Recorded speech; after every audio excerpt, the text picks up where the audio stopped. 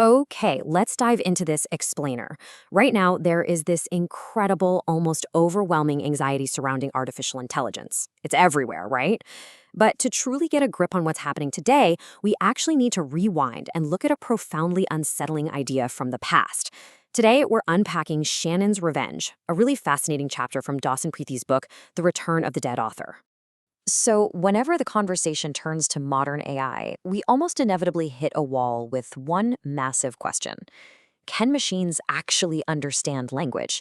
I mean, do they understand meaning? Do they understand us?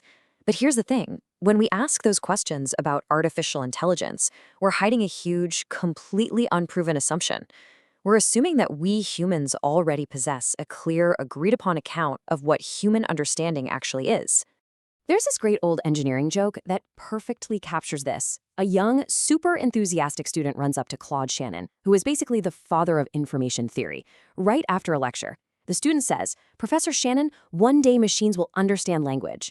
And Shannon, he just thinks for a second and delivers this brilliant, deadpan reply. That would be impressive. But first, perhaps we should establish whether humans do. It's a funny little reversal, but it perfectly sets the stage for Shannon's deeply unsettling perspective on how we communicate. To understand that perspective, we have to look at 1948. That's when Shannon published a paper with a deceptively boring title, A Mathematical Theory of Communication. In it, he laid out the fundamental problem of communication, how to take a message selected at point A and reproduce it exactly or even just approximately at point B. Now, this single paper is literally the foundational document of the information age. Modern telecommunications, data compression, the internet, your smartphone, and yes, even contemporary AI, they all exist in the shadow of this one paper. And yet Shannon's absolute biggest insight is still surprisingly misunderstood. So, the crucial point is that this sparked a massive philosophical paradigm shift. For centuries, the whole Western tradition operated on this rock-solid assumption that language exists primarily to convey meaning. But Shannon, he completely ignored it. He deliberately excluded meaning from his entire theory. He wasn't interested in what a message meant. He cared entirely about how a message moves. He posed a totally radical question. If we ignore meaning completely, can communication still be understood? And the answer, incredibly, was yes.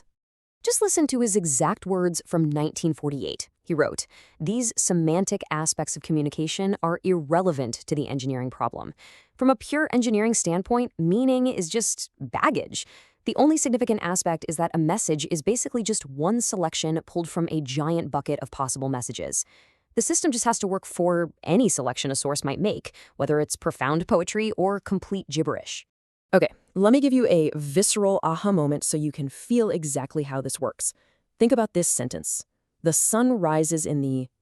Now, I guarantee almost every single one of you instantly filled in that blank with the word east.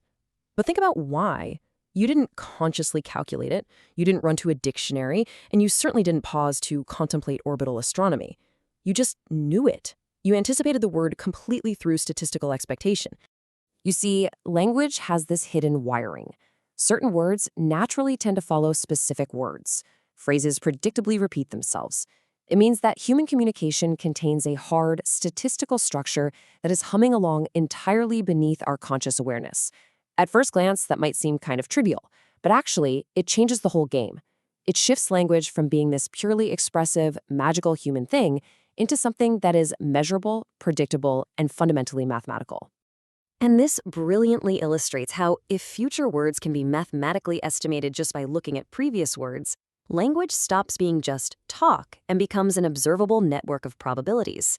It becomes a system where symbols are generated one by one, with each choice heavily depending on the choices that came right before it. To prove this predictability, Shannon actually created these mathematical approximations of English. Watch what happens here. Step 1 is a zero-order approximation, just pure random gibberish letters. But then, inject the actual statistical frequencies of real English letters, and you get step 2. Suddenly, you get these non-words that look weirdly pronounceable, like ant-suitness. By step 3, if you jump to a first-order word approximation, where whole words are chosen by their natural frequencies, look at it. Representing and speedily is and good apt.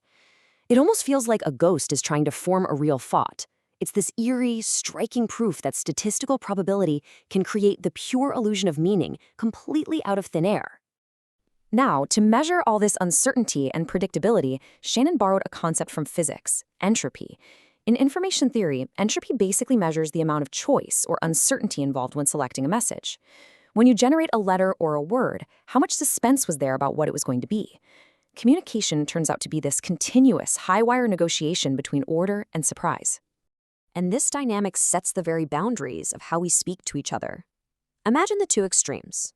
On one side, you have perfect predictability. Every single sentence ends exactly the way you expect it to. That becomes utterly, mind-numbingly boring. But on the other side, you have perfect unpredictability, total randomness. And that becomes completely meaningless. So human language has to tightly walk this unstable middle ground. We need enough regularity just to understand each other, but we desperately require enough novelty or surprise to actually stay interested. So human text lives right there in that medium entropy sweet spot.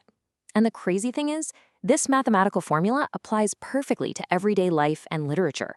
A gripping detective novel, a really good joke, a political speech, or heck, even a love letter. All of it depends absolutely on carefully managing this exact mathematical balance of expectation and uncertainty. Which brings us to the philosophical climax of all this. The traditional view paints this picture of humans as the sovereign creators of our sentences, right? We hold the tool of language, and we are totally in charge. But Shannon's math suggests something way stranger. If language contains these strict, independent statistical regularities, then language has its own strange autonomy. It exists before we even open our mouths. We aren't the masters, we're just participants plugging into an ongoing, pre-existing network of probabilities. The implications here are just massive. The moment we start viewing language as a pre-existing structure, we realize we just adopt linguistic relationships that were already waiting for us.